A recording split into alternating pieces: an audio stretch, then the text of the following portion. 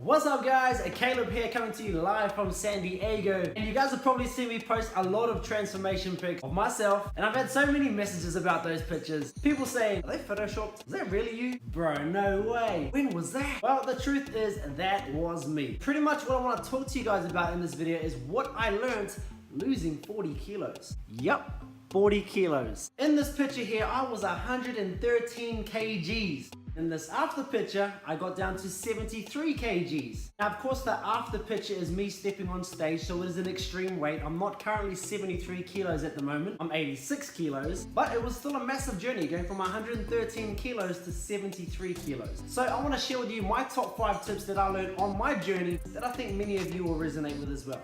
Tip number 1, tell yourself you are worth it. When I saw myself at 113 kilos, I lost my basic daily functions that I took for granted. Tying up my shoelaces, walking up a flight of stairs, being seen in public, taking off my shirt at the beach, taking off my shirt in front of my family, not having the energy to play with my daughter. A lot of these feelings that I had were killing me inside, and that really dampened my spirit. I lost a lot of self-confidence, obviously my self-worth. Embarking on this life-changing journey, I had to tell myself that I was worth it. And thankfully, I had people around me that supported me. Now, if you don't have that support from your friends, your family, your co-workers, your spouse, you've got to tell yourself, I'm worth it. I deserve to change. I deserve to be happier. I deserve to be healthier. I deserve more energy. You've got to tell yourself that you're worth it. Because trust me, it's going to be a bumpy road. And if you don't reflect back on your reasons why you're doing this, you're going to struggle. Tip number 2 is understand that this is going to be a lifestyle, not a diet, not a training program. I don't know about you guys, but every time I hear the word diet, it's not the most motivating word in the world. But once I started to look at it as more of a lifestyle and see it as a way of boosting my confidence, my self-esteem, my energy levels, my physical appearance, I really started to get excited because then I started to vision myself living in a healthy body like that. Also, lifestyle means sustainability, it means long-term. Diets and training programs are very short-term. So once I started looking at it as a lifestyle, I began to enjoy the process more. Number 3, embrace the struggle. If anyone tells you that it's going to be a smooth sail to the end line, they are kidding themselves. And if that's you, you're kidding yourself. Remember, where you struggle is a chance for you to thrive. Every challenge that I faced on my own journey, I took as a lesson to be better, stronger, more resilient. When people look at me and say, oh man, that would be so awesome to have your body, to look like you, have some abs, they don't realize that I speak the same language as them.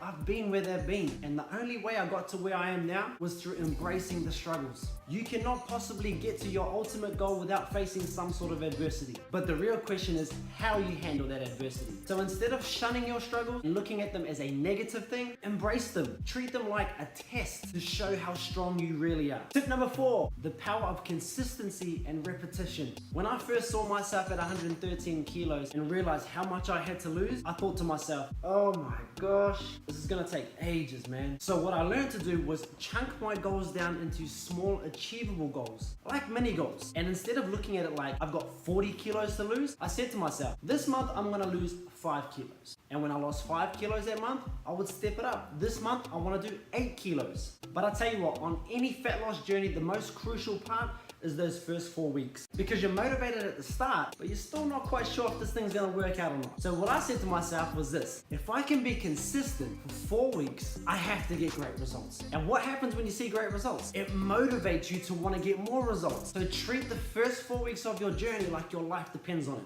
Because once your belief goes up, you become a much stronger and resilient person. Tip number 5, find somebody to be accountable to. I can tell you right now that the most powerful yet most underutilized tool is having someone to be accountable to. Most people are like, nah, I'll be right. It's okay, I'll do it myself. Bullshit. I'm a coach, and even I get a coach when I prepare for my shows. And people are like, but bro, you're a coach. You know how to do your own diets. You know how to train. Yeah, I know that. Most people have a fair idea of what healthy eating is and how to train. I mean, seriously, you can just YouTube a training video or Google an entire program. But it's the accountability that I pay for. I get a coach because I want somebody in my corner, telling me when I'm not performing at my best, telling me when I don't want to come in this week, to pull my finger out of my ass and get my shit together. I need somebody to tell me in my weakest moments when I can't be bothered eating healthy, and I just want to have takeout, and I just want to go out and party, or have a drink, or just enjoy some yummy foods. I just want somebody to tell me, if you do that, you better look out. That's the power of accountability. I know I definitely wouldn't have achieved my goal of stepping on stage without a coach. So guys, those were my top 5 tips that I learned from my 40 kilo fat loss journey, and I hope that you found some sort of use for them so that you can start using them in your journey today. If you found this useful, please share it around, and hopefully it'll inspire somebody else on their journey.